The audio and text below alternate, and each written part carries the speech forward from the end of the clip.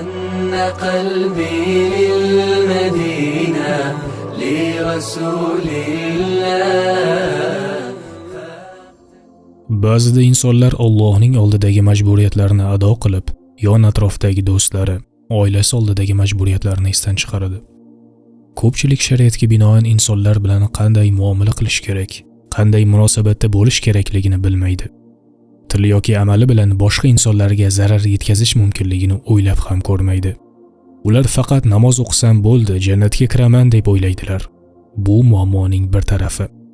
Ikkinchi tarafiga kelsak, ba'zilar Allohga ibodat qilmaydilar, namoz o'qimaydilar, farzlarni bajarmaydilar-da, men yaxshiman-ku, qalbim toza-ku, atrofdagilar bilan yaxshi munosabatdaman-ku deydi. Ammo islom ta'limotlariga, xususan sunnat-i nabaviyyaga binoan biz o'zimizni boshqa insonlar bilan bo'lgan muomalada qanday tutishimiz lozim? Payg'ambarimiz sollallohu alayhi va sallamning sahih hadislari va Qur'oni Karimda bu masala haqida nima deyilgan? Bugun biz ushbu masalaga oydinlik kiritamiz va Allohning maxluqotlariga bo'lgan munosabatda e'tiborsizlik qanday oqibatga olib kelishini ko'rib chiqamiz. Alloh taolo bandasiga nisbatan bo'lgan adolatsizlikni kechirmaydigan ulug' adolat sohibi bo'lgan zotdir. Bugungi mavzu juda muhim, sababi kundalik hayotimizda ko'p uchrab turadi. Abu Hurayra radhiyallohu anhu dan rivoyat qilinadi. Bir kuni bir kishi Rasululloh sollallohu alayhi va sallam huzurlariga kelib, "Ey Allohning rasuli, bir ayol borki kechalari tahajjudda qoyim bo'ladi, kunduzlari roza tutadi, har xil solih amallarni bajaradi, sadaqa beradi. Ya'ni ayol farz namozlardan tashqari nafil namozlarni ham ado qiladi, roza tutadi, sadaqa ham beradi. Ayol musulmon inson qilish kerak bo'lgan barcha amallarni bajarishga harakat qilmoqda." Hadisning davomi bor. Ammo qo'shnilariga yomon tili bilan ozor yetkazadi. Balki ayol ularni haqorat qilar, balki yomon gaplarni gapirar, xullas tili bilan ularga ozor yetkazadi. Shunda payg'ambarimiz sollallohu alayhi va sallam, "U ayolda hech qanday xayr, ya'ni yaxshilik yo'q. U do'zax ahlidan bo'ladi" dedilar. Shunda boshqa ayol haqida savol so'rashdi. U ayol faqat farz namozlarni ado qilib, ozgina sadaqa qilar edi, lekin birovga ozor bermasdi. Payg'ambarimiz sollallohu alayhi va sallam, "U ayol jannatga tushadi" dedilar. Hadisni Imom Ahmad, Hokim va Ibn Hibbon sahih sanadda rivoyat qilgan. Subhanalloh, aziz birodarlar, eshitdingizmi? Bu voqea har birimizni, oilamiz, farzandlarimiz, hamkasblarimiz bilan aloqalarimizni yaxshilashga buyuradi. Bu juda muhim. Hadisda keltirilgan ayolning musulmon qilish kerak bo'lgan amallarni bajarganligiga qaramasdan, uning amallari ayolni do'zax olovidan to'sa olmadi. U tili bilan qo'shnilariga ozor berardi. Shuning uchun biz birov bilan muomalada ishlatadigan so'zimizga, qilayotgan amalimizga juda e'tiborli bo'lishimiz kerak. Alloh taolo marhamat qiladi. Albatta namoz fohisha va munkar ishlardan qaytarur.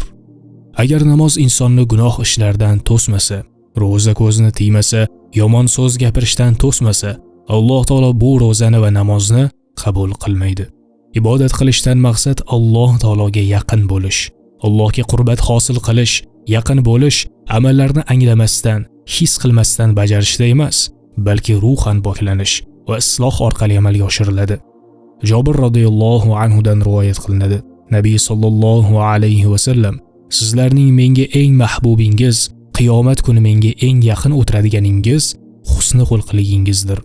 Sizlarning menga eng yoqmaydiganingiz, qiyomat kuni mendan eng uzoq o'tiradiganingiz sergap, birovga gap bermaydigan, tili uzun va mutafayqihingizdir" dedilar. Ey Allohning rasuli, sergap va tili uzunni bilamiz. Mutafayqihlar kimlar deyishdi? Mutakabbirlar dedilar. Termiziy rivoyat qilganlar. Mo'minlarning iymoni komili xulqi yaxshisidir. Go'zal xulq solih amallarni osonlik bilan ado etishga olib keladi. Go'zal xulq birovlarga ozor berishdan, qalblarni og'irtishdan to'sadi. Go'zal xulq musulmon insonga Allohga itoat qiluvchi haqiqiy mo'min bo'lishiga yordam beradi. Agar inson birovlarni haqorat qilib ozor yetkazgan, orqasidan g'iybat, tuhmat qilgan, haqqiga xiyonat qilgan bo'lsa, har bir adolatsiz qilingan zulm uchun o'zining yaxshi amallari evaziga to'lov qiladi. Agar yaxshi amallari yetmasa, birovlarning gunohi unga o'tadi va do'zax tubiga g'arq bo'ladi. Shuning uchun sevimli payg'ambarimiz sollallohu alayhi va sallam odamlarning yaxshiligiga shukr qilmaydigan kimsa Allohga ham shukr qilmaydi deganlar. Imom Abu Dovud, Termiziy rivoyat qilganlar. Ya'ni bizga yaxshilik qilgan insonlarga nisbatan minnatdor bo'lishimiz, chiroyli muomalada bo'lishimiz kerak. Insonlarga qo'limizdan kelgan yaxshilikni qilaylik, yomonlikni emas. Shunda Allohga ham shukr qilgan bo'lamiz. Chunki Alloh taolo marhamat qilib aytadi: "O Robbingiz sizga qasamki, agar shukr qilsangiz, albatta sizga ziyoda qilurman. Agar kufr keltirsangiz, albatta azobim shiddatlidir" deb bildirganini eslang. Rasululloh sallallohu alayhi va sallam muflis, ya'ni o'ta miskin, nochor kimligini bilasizlarmi deb so'ragan edilar. Sahobalar: "Bizning nazdimizda chaqasi, ya'ni puli ham, matosi, ya'ni moli ham yo'q kishi muflisdir" deya javob berishdi.